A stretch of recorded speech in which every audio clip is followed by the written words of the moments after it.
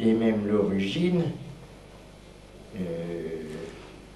Oui, c'est-à-dire que l'origine, dans les reproductions, dans les œuvres moulées en série, par exemple, il est certain que l'original est effacé, ou dans les textes, ou quelque chose de plus simple et qui est d'expérimentation toute récente, dans les textes électroniques, on peut dire, il n'y a pas de... ou dans les photographies et également numériques, il n'y a pas d'original, il n'y a pas de... Il y a pas, comme dans une pellicule où il y a un original, où il y a un tirage, mais là il n'y a pas de tirage. Tout est aussi original. La copie. J'ai l'impression. Ou dans des œuvres qui se manifestent aussi dans des œuvres faites en série ou moule, des plastiques, par exemple. C'est à peu près que tout est toujours pareil. Mais il faudrait pousser, c'est ça. Là, ce n'est pas assez. Il faudrait là que tu te mettes un peu plus à distance du texte, que tu essaies d'expliquer, de faire un véritable commentaire de texte important, justement très intéressant, qui n'est pas très clair, qui n'est pas facile à commenter, mais il aurait fallu peut-être que tu t'interroges davantage là-dessus. Je n'insiste pas là-dessus, mais là, il aurait fallu, ou il faudrait, si tu intègres cela à ta thèse, reprendre ce paragraphe de façon à lui donner plus d'ampleur et à insister justement sur l'analyse en te référant au contexte, en explucidant bien le problème, parce que cette conjonction un peu entre ce que dit, ils ne disent pas la même chose, Blanchot, ou tout au moins ils n'ont pas le même objet, etc. Mais l'exemple que choisit Blanchot dans Borges est très intéressant, et pour ce problème justement de l'ouverture sur une infinité, l'ouverture sur des possibles, il est très intéressant. Bon, alors que sur Blanchot, c'est très passionnant, sur Michaud, c'est très passionnant, très intéressant d'avoir justement cette description, c'est original d'avoir introduit cela, et cette description de l'expérience de la mescaline hallucinogène est quelque chose qu'on aurait pu rapprocher peut-être aussi en faisant un écart d'autres formes qui sont à la fois contemporaines à peu près à Michaud, mais plus récentes parce qu'elles ne sont pas comme celles de Burroughs ou celles de Ginsberg, qui sont des expériences également de drogue, mais qui sont prises dans des contextes différents, surtout Burroughs.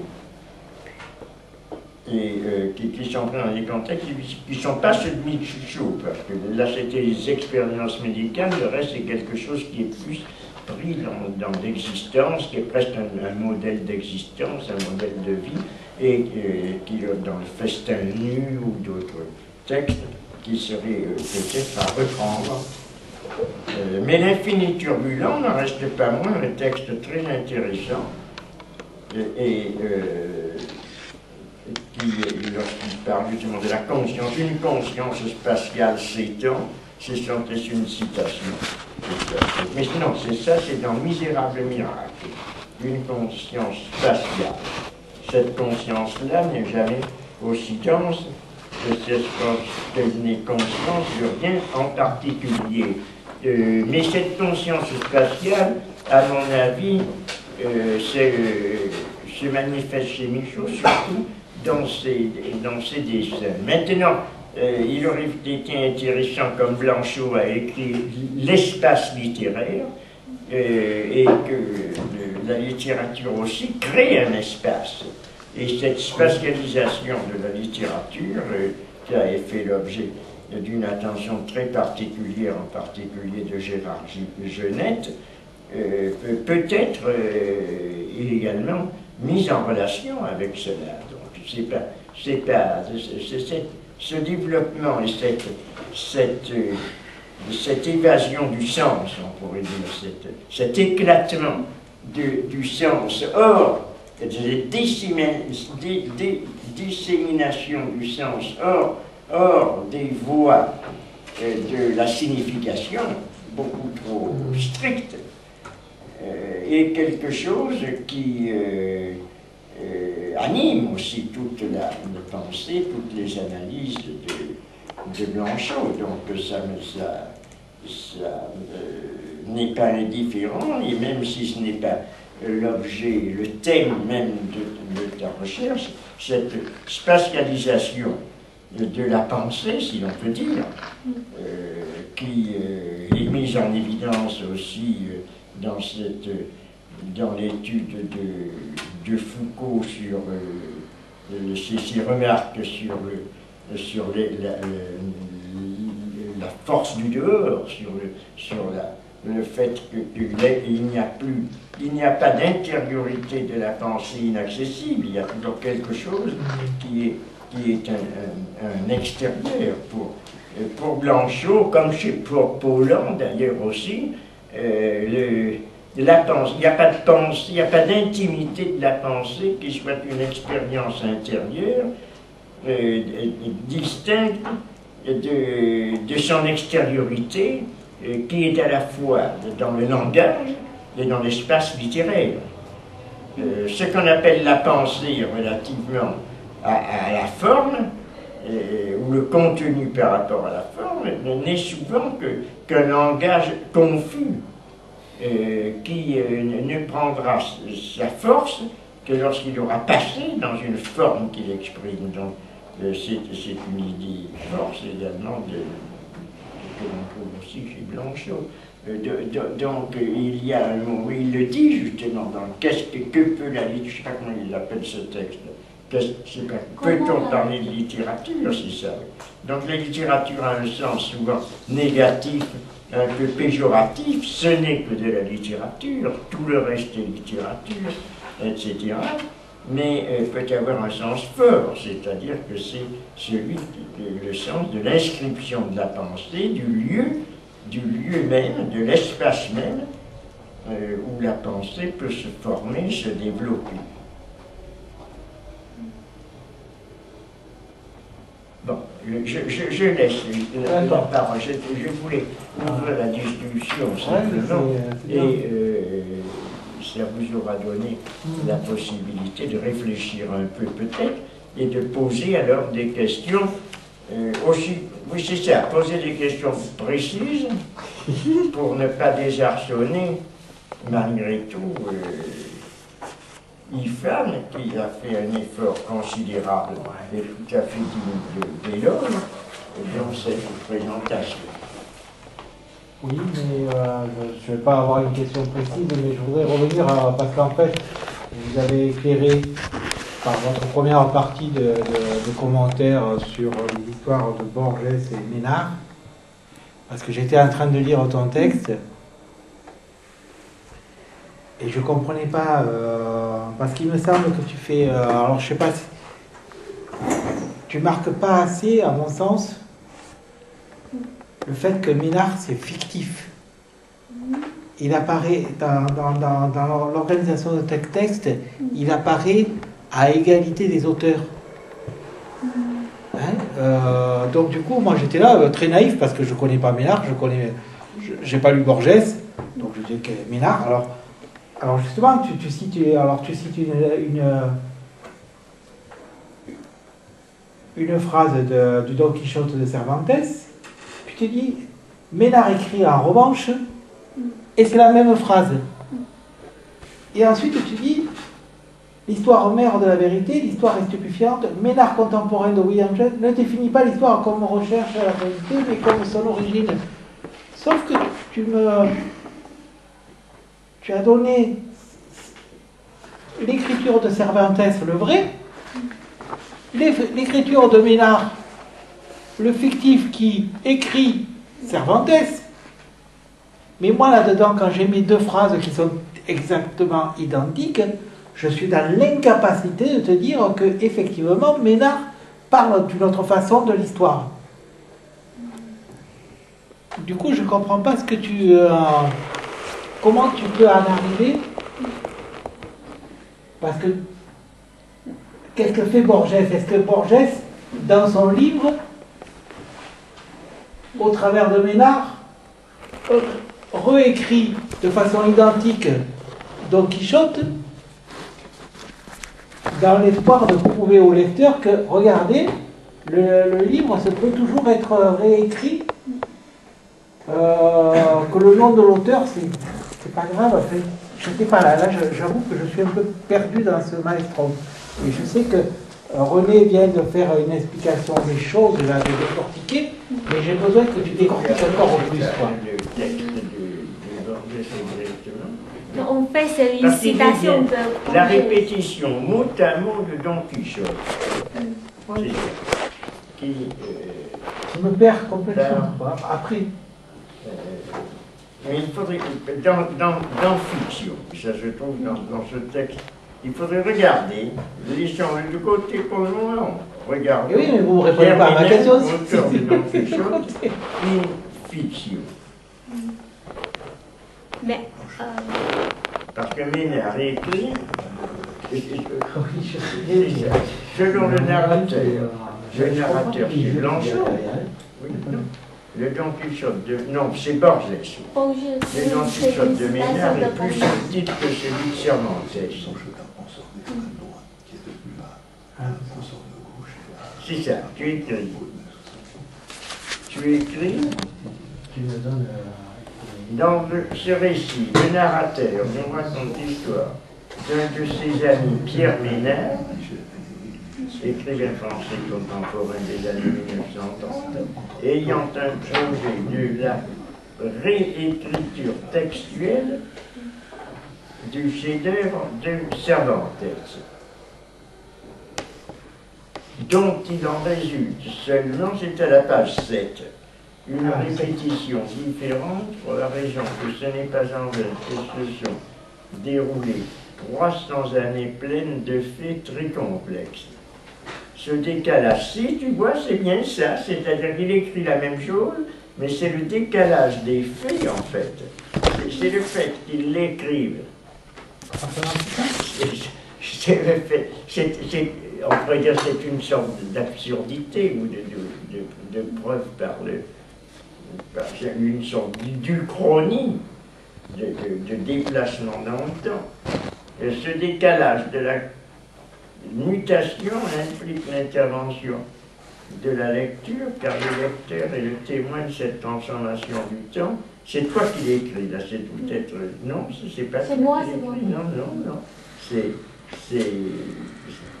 je sais pas, si, ce décalage, le lecteur et le témoin, est-ce aussi bien que de la réalité complémentaire d'une œuvre? Ah non, là, ce n'est pas très bien, on ne sait pas très bien qui c'est qui écrit ça. Ce décalage de la mutation implique l'intervention de la lecture, car le lecteur est le témoin de cette transformation du temps. Aussi bien, c'est toi qui oui, c'est moi. C'est ça, aussi bien que la réalité complémentaire d'une œuvre. Référence au sens de Jean Paul. En lisant, le lecteur réalise.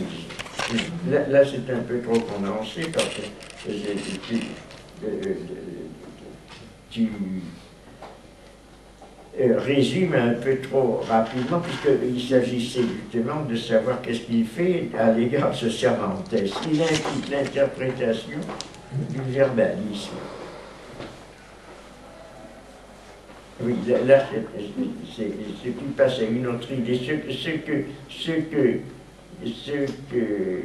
Guy Nicolas demande, c'est ça, c'est qu'est-ce que c'est qui fait cette différence. Mais il faut dire cette différence entre deux textes identiques, justement, est étrangère au texte, puisqu'elle vient du contexte. parce qu'il Mais y a le des deux contexte, phrases. là. Les deux phrases sont rigoureusement identiques. La vérité dans la mer et l'histoire. La vérité dans la mer et l'histoire. Voilà. Et le problème, c'est qu'après, Oui. tu affirmes que le père Ménard fait une opération différenciée au niveau de l'histoire, sauf que, en tant que lecteur, bon, je lis très mal, mais en tant que lecteur, je n'ai pas du tout remarqué le moment, et rien ne m'a sauté aux yeux sur le fait qu'effectivement, il y a une opération différenciée sur l'histoire. Voilà. Oui, en fait, c'est une citation de Bourget. Ça veut dire là, le commentaire, y compris les commentaires, c'est Bourget qui fait tout cela. Et en fait, je crois, à mon avis, Ah, mais c'est toute une oui, citation, voilà. ça. Ok, d'accord. Bourget Ok. voudrait montrer le décalage du temps. Ça veut dire, c'est le lecteur qui change c'est le D'accord. lecteur qui change l'œuvre. Autant pour moi, Voilà. autant pour moi, parce que j'étais perdu de chez perdu. Ok, autant pour moi. Parce que, en fait, Blanchot, il donne la même idée, ça veut dire, c'est le lecteur qui définit qu'est-ce que l'œuvre. Oui, parce que, oui, non, mais Voilà. parce que, de toute façon, en t'écoutant, tout d'un coup, m'est revenu en mémoire René Descartes. Je ne sais plus, c'est dans une lettre qu'il explique quelle est la lecture philosophique. On lit une première fois, on comprend certaines choses, on lit une deuxième fois, les choses qu'on n'a pas comprises, on va commencer à les comprendre, et ainsi de suite. Au fil des lectures, le texte s'éclaircit. Alors lui, René Descartes est plus directif, hein, puisqu'il est en train d'expliquer que, par rapport à ce que disait Blanchot et ce que dit Blanchot, d'après ce que j'ai compris de ce que tu disais, le sentiment que quand Descartes donne ses directives de lecture, il reste purement dans le texte en tant que tel, par ce que l'auteur a voulu dire exactement. Alors que d'après ce que je t'entends de dire avec Blanchot, c'est qu'effectivement,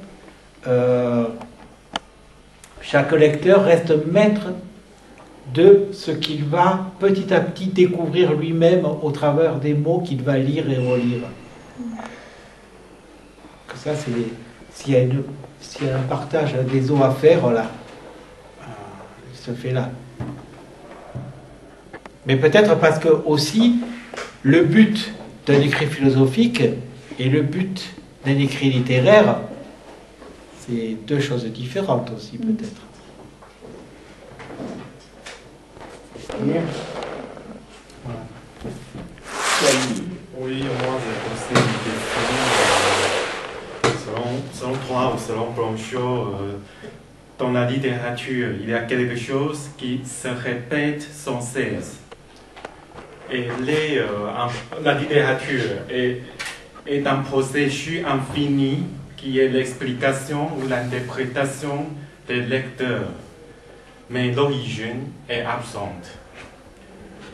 Mais c'est-à-dire, est-ce que je peux comprendre si la littérature est l'ensemble du contexte infini des explications passées, présentes et à venir de la part de lecteur et d'auteur, ou tout simplement la littérature est d'une certaine manière plus métaphysique, une répétition pour elle-même.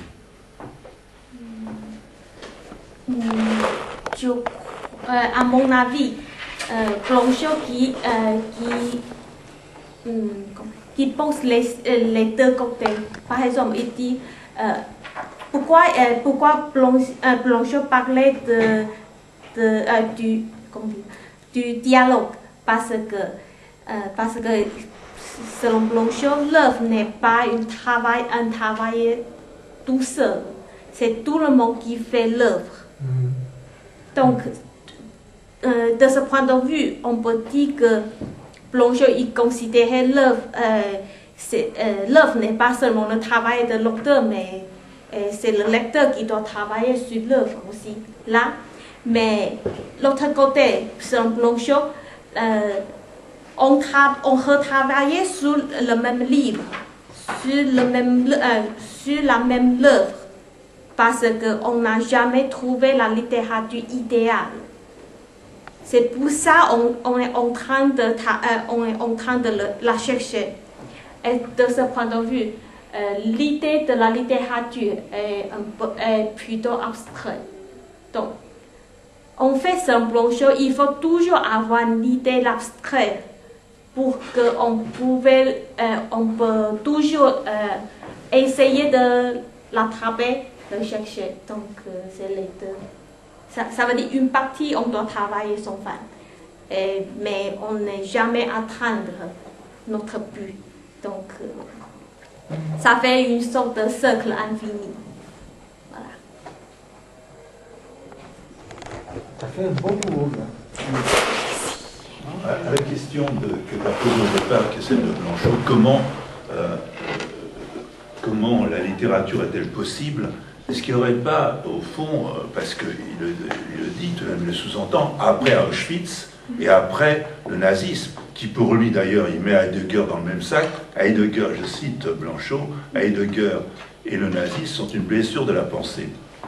Est-ce que ça ne voudrait pas dire que de l'impossibilité de mourir, Blanchot va faire la condition même de la littérature, c'est-à-dire que ce qui veut dire que le temps de la littérature est un sursis, au fond, par rapport au temps de la communication, qui pour lui, il y a un mot de Blanchot d'ailleurs qui m'a marqué, moi en tant que journaliste, le fond sans fond de la communication. Et pour lui, au fond, ce qui est important, c'est ce qui est intraduisible et qui s'oppose au communicable. Donc alors, ça pose bien la question, au fond, de la littérature, qui est toujours coincée entre le réel et le fictionnel. Hein. Il y a les faits de réel dont parle Barthes aussi, et Foucault aussi. Tous ces auteurs ont travaillé un peu dans... Et alors aussi, ce qu'il faudrait aussi souligner, qu'on oublie un peu, c'est que Maurice Blanchot a été un penseur d'extrême droite au départ, et qui est devenu un penseur de gauche, voire un porte-drapeau, je vais très bien placé pour le savoir, pour les anciens combattants, de mai 68 aussi. Et donc, c'est compliqué, hein, c'est-à-dire que c'est pas aussi la question, au fond.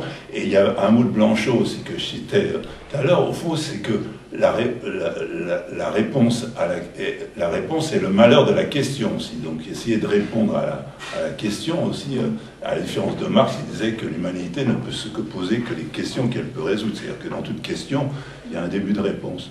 Donc c'est un auteur complexe, Blanchot, en fait, alors qu'il emploie des mots assez simples, au fond, on ne sait jamais. Et en fait, c'est aussi, il dit, je crois que c'est un mot de lui, je suis un piège pour vous. Hein. C'est-à-dire, il est contradictoire. Hein. Bon, je sais bien que chacun d'entre nous est contradictoire, l'histoire est pleine de contradictions, mais il est difficilement saisissable. Et donc, en fait, dans ces questions qu'il pose aussi, on croit le saisir et il nous échappe. Hein. C'est pourquoi dans un reportage, il dit que pour répondre à une question, la seule manière, c'est poser une autre question. C'est toujours c'est pour ça il crée un cercle infini, parce qu'on n'est jamais savoir la réponse. Mais dans ce que ça n'a pas à voir par rapport à la situation. Mais dans ce chapitre de Blanchot, ce passage de l'extrême droite à la gauche, du coup ça me questionne le compagnonnage de Derrida avec Blanchot. Derrida et de Lévinas aussi, parce qu'il a même fait à Strasbourg, ils ont été ensemble. Hein. Voilà, parce que Paul Lévy aussi. Parce que je suis dans la tête avec le livre de Jean-Pierre Faye. Hein? Donc, qu'est-ce que ça veut dire Derrida qui accompagne sa pensée avec d'un côté Heidegger et de l'autre côté un Blanchot qui aurait fait un passage de l'extrême droite à la gauche. Ça veut dire quoi? Au travers du texte de Faye, hein, je pose la question. Mais ça, je le réserve pour dans 15 jours. Hein? Mais j'aimerais à la limite que tu fasses un topo sur ce sujet. Je fais une commande. Je ne pense pas que Faye soit également un auteur de la même époque et participait lui aussi au mouvement qui a conduit au nouveau roman, au nouveau moyen d'expression, mais Faye est surtout intéressé par le narratif, par le récit, bien que le narratif intéresse également Blanchot, mais on ne peut pas dire, il appelle récit un certain ses romans, mais le narratif est toujours quelque chose qui est différé, qui est coupé, qui est mis en question. Chez Blanchot, les romans de Blanchot ne sont pas des narrations, c'est des narrations qui ne sont pas faciles à suivre et qui ne sont pas conduites d'une façon continue. Il n'y a pas... il y a toujours, à tout moment, cette présence d'une interrogation, justement, très instante sur l'écriture, sur ce que l'on va écrire, sur la manière d'écrire, etc. C'est ça qui l'intéresse surtout. Tu as cité comment la littérature est-elle possible? C'est, je crois, dans l'étude sur Paulhan, où il étudie Paulhan, et justement cette impossibilité de référer l'écriture à l'expression d'une intériorité que l'on pourrait plus ou moins atteindre et plus ou moins exprimer. Elle est toujours différée, cette intériorité. On n'atteint jamais cette intimité qui serait le contenu de l'œuvre à exprimer. Parce que la littérature, c'est toujours par rapport justement à ce qu'on appelle le fond et la forme. Il n'y a pas de fond dedans. Le fond passe tout entier dans la forme. Il n'y a pas, au moment où l'on essaierait de distinguer l'un de l'autre ou de dire on a exprimé par la littérature quelque chose qui est un fond dont on s'approche de plus en plus, et là justement quelque chose qui est une sorte d'illusion. On le voit. J'ai cité Joyce. Je pense que c'est Joyce qui est peut-être le plus intéressant dans cette illustration que l'on pourrait faire, de Blanchot, bien que Blanchot ne le cite pas beaucoup, Joyce. Je pense qu'il l'a étudié, mais je ne crois pas qu'il ait consacré d'études particulières à lui. Mais à mon avis, ça serait peut-être celui qui se rapprocherait le plus de cette vision de la littérature.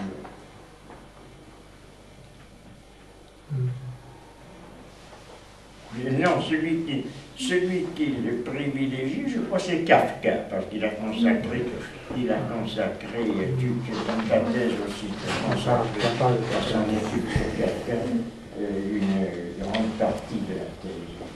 Parce que chez Kafka, il y a quelque chose de très vivant, de très vital. Cette littérature c'est une forme, mais ce n'est pas du formalisme, au sens où on dirait que c'est détaché de la vie, parce que c'est au contraire un auteur comme Kafka est tout entier engagé dans son œuvre, et s'il a voulu même la faire détruire au moment de sa mort, ce qui aurait été horrible, c'est bien parce qu'il ne pensait pas avoir atteint dans cette œuvre quelque chose qui aurait été essentiel, et qu'il s'est lancé dans une poursuite où il n'a jamais, c'est une œuvre ouverte, où il n'a jamais exprimé ce qu'il voulait vraisemblablement, quoi qu'il l'ayant fait. Donc il y a aussi ce paradoxe qui est cher à Blanchot. Kafka n'a pas exprimé ce qu'il voulait faire dans son œuvre, et pourtant toute son œuvre est l'expression de cela. Cette écriture allégorique, emblématique, cette sorte de cette critique permanente du monde, de la société, des conventions par son œuvre, c'est justement ça qui est le résultat essentiel. Et pourtant, il est perdu il est pris dans une sorte de recherche infinie que sa mort a interrompu, mais c'est sans pouvoir arriver à une clôture. Il a été très inspiré par cela. Je crois que quand il dit, beaucoup de choses qu'il dit justement de cette ouverture, l'absence de clôture, l'absence d'œuvre, etc., ça vient peut-être pas exclusivement de Kafka, mais c'est très inspiré par Kafka.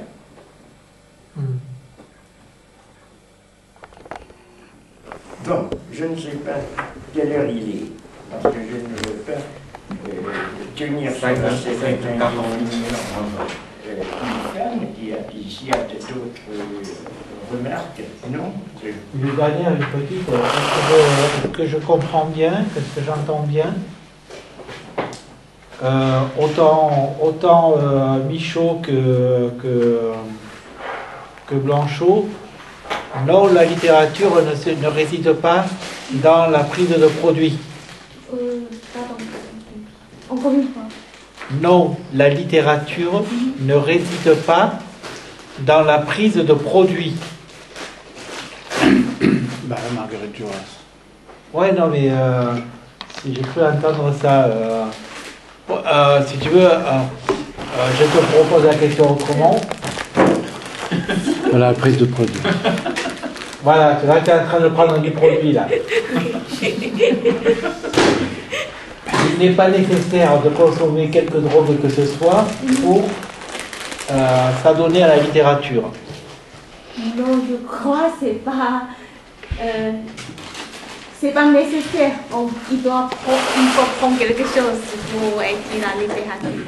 Le but de Michaud est que le sens est même comment on dit ça, c'est plutôt on avoir une illusion ou la fascination pour ce truc qui nous force à écrire.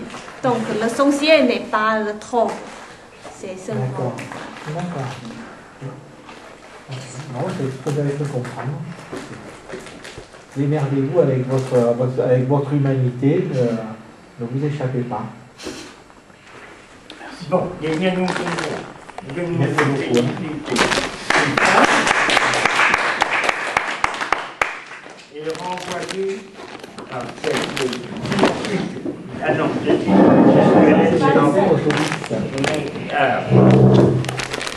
à des éclaircissements sur ça. C'est toi qui veux, parce que Thierry Briot, qui est déridien, veut bien intervenir aussi. Toi qui présenterais, si vous voulez présenter un peu Faille, dans 15 jours. Ah bon? Moi je présente. Tais-toi, oui. Ah c'est moi, mais c'est pas prévu ça. C'est ce petit maîtrise. Mais je n'ai pas demandé à Faille lui-même en ne mettant pas le livre, parce que c'est une question délicate, parce que Faille est anti-heideggerien passionnel. Alors si on le fait venir, il ne va que raconter le nazisme de Herr Commandant Hitler en se mettant en garde à vous, alors ça rendra toute discussion avec. Mais je trouve ça important ce qui est. Je sais plus comment il s'appelle. Sur l'histoire de Blanchot, le passage et compagnie. J'aimerais arriver à comprendre.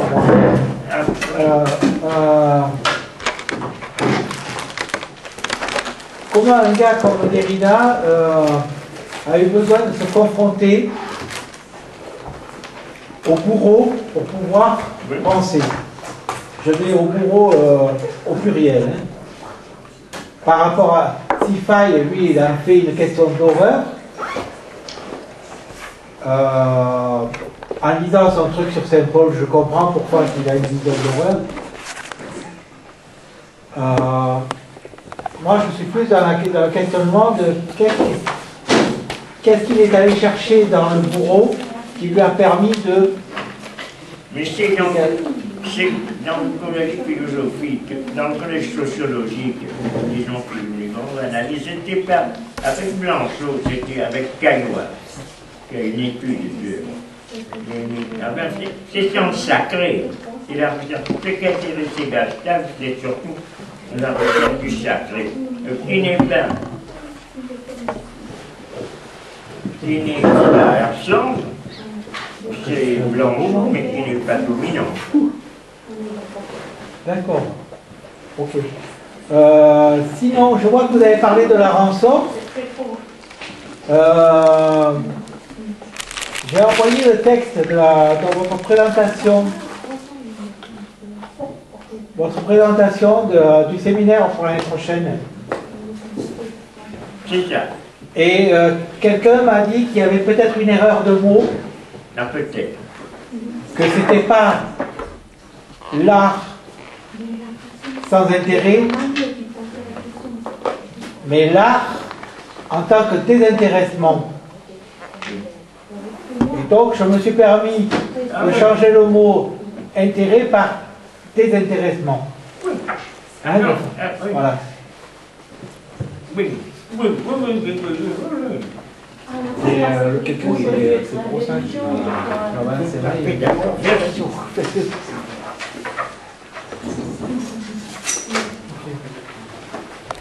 Et merci.